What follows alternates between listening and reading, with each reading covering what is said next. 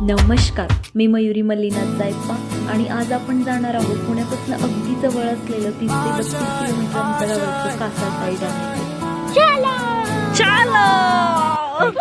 हे हिंजवडीपासून थोडं पुढे गेल्यानंतर कुसगाव येथे वसलेलं आहे.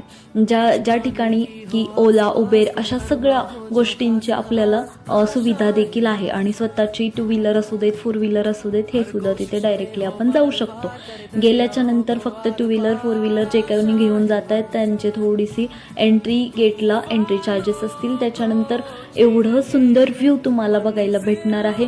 आतमध्ये गेल्याच्या नंतर अनेक लोक संडेचा सॅटर्डेचा वीक ऑफ ज्या वेळेसला असतो त्यावेळेसला ते जवळचं काही शोधत असले की ते कासासाई डॅमला येऊन पोहोचतात आणि जर सोबत तुमच्या लहान मुलं असतील तर अतिच उत्तम, कारण तिथे बोटिंग, हॉर्स रायडिंग व इतर सर्व गोष्टी खेळण्यासारख्या लहान मुलांच्या असू देत किंवा मोठ्यांना निसर्ग एन्जॉय करायचा असेल अशा पद्धतीची सर्व व्यवस्था तिथे आपल्याला दिसून येते.